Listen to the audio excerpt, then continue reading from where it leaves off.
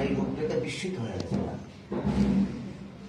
আচ্ছা, মায়ের এই কঙ্কালীতলার যে নাম, এই নামটা কেন? তখনকার দিনে যারা পেয়েছিলেন তারা বলেছেন কঙ্কাল আকার কালের সঙ্গে সাদৃশ্য আছে, তাই কঙ্কালেশ্বরী নাম দিয়েছিল। আচ্ছা আচ্ছা, আপনি কত বছর ধরে পুজো করছেন? তার 40-42 বছর। আচ্ছা, আর এই মন্দির কত বছর হলো? মন্দির 700 বছর আগেকার। আচ্ছা, আর এই মায়ের মূর্তি মানে কিভাবে এখানে এলো সেটা একটু জানাবেন দর্শকদের? দামোদর নদীর উল্টো দিকে, এখান থেকে কোয়াটার মন্দির আমাদের দামোদর নদী আছে। আচ্ছা সেই কাঠগোলা ঘাট বলে একটা জায়গা আছে, সেখানে মেলা হতো। সেই উল্টো দিকে মা পড়েছিল, এর উপরে ধোপারা কাপড় কাচতো বা সবাই কাপড় কুপড় কাচতো। কমলানন্দ পুরী পরিবার সাধক আসেন, তিনি স্বপ্ন আদেশে পান মাকে যেরকম পড়ে আছে, তখন গ্রামবাসীর সাহায্য নিয়ে এইটা এই মন্দিরে প্রতিষ্ঠা করা হয়। বর্তমান রাজা চেয়েছিল নিয়ে যেতে, কিন্তু এখানে গ্রামবাসী সবাই বললেন না, এখানেই থাকবে। আচ্ছা, মায়ের তো ভোগ রান্না রোজ হয়, আর মায়ের পুজো বেসিক্যালি মানে আপনি তো 2 বেলা 3 বেলা পুজোই করেন, হ্যাঁ, তো এমনি মায়ের পুজো কি কি বার হয়, মানে যেটা? কোনো বারের ঠিক নেই, প্রতিদিনই পুজো হবে, অন্নভোগ হবে। আচ্ছা আর আপনার অমাবস্যায় হোমযজ্ঞ হবে। আচ্ছা, ভোগ যারা ভোগ খেতে ইচ্ছুক বা ভোগ একটুখানি মায়ের প্রসাদ পেতে ইচ্ছুক, তারা মানে কিরকম টাইমে আসলে সেরকম পাওয়া যাবে? এখানে যদি টিকিট কাটে আচ্ছা তাহলে 8টা থেকে 9টা। আর আমার বিধায়ক অফিসে করজং গেটের সামনে ম্যান্ডেলা পার্ক আছে, ওখানে টিকিট দেওয়া হয়, অ্যাডভান্স টিকিট। আর যদি খুব দূর থেকে আসে তাদের সে টিকিট কাটতে পারবে না, তাদের জন্য একটা ব্যবস্থা আছে।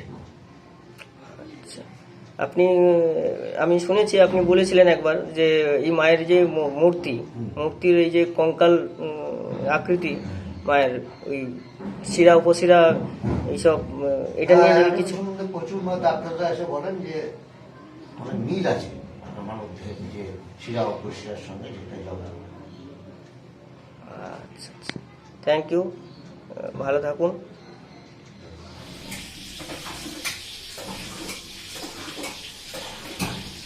তোমার নামটা যেন কি? শশাঙ্ক চক্রবর্তী। শশাঙ্ক চক্রবর্তী। ভোগ কি তুমি নিজেই রান্না করো এখানে রোজ? হ্যাঁ, রোজ রোজ। আচ্ছা, একবেলাই ভোগ তৈরি হয়? হ্যাঁ, দুপুরে ভোগ তো মায়ের আচ্ছা ভোগটা এখানেই তৈরি হয়। আচ্ছা, এই প্রসাদ কি মানে জনসাধারণ সবার জন্য না এখানে? না, এটা সবার জন্য। সবার জন্য। রাত্রেবেলা সবাইকে দেওয়া হয়। যারা টোকেন কাটে তাদের জন্য শুধুমাত্র, না যারা আনপাবলিক? যেই আসে মন্দিরে আচ্ছা, পুজো চলে তাদের সবাইকে। আর এমনি মায়ের ভোগ যেটা হয় ওখানে, ওটার সঙ্গেও পাওয়া যায়? হ্যাঁ, ওইটা শুধু এটা এখানে ভোগ হবে, আচ্ছা দিয়ে ওইখানে মেশানো হবে সমস্ত তরকারি এবং সমস্ত আইটেমের সাথে, তারপর সবাইকে পরিবেশন করা হয়। আচ্ছা আচ্ছা, কত মানুষ আসে এখানে ভোগ খেতে?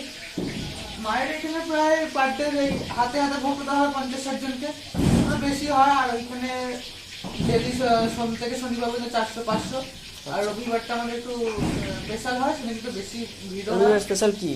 আমাদের রবিবার স্পেশালে থাকে এখানে পোলাও, পনিরের তরকারি, আলুর দম। আর সেখানে ছুটিও থাকে বলে লোকজনটা একটু বেশি হয়, 1000-1200 লোক হয় সেদিনকে। 1200 করে লোক হয়ে যায়। কোনো সময় কি এরকম হয়েছে যে মায়ের ভোগ রান্না হয়েছে, মানে এত লোক বেশি হয়ে গেছে যে ভোগ কুলোয়নি? না, এরকম আমাদের এখন পর্যন্ত হয়নি। মায়ের আশীর্বাদে সবাই এখানে পেট ভরেই খেয়ে যায়। আচ্ছা আচ্ছা আচ্ছা, ঠিক আছে, ভালো থাকবেন।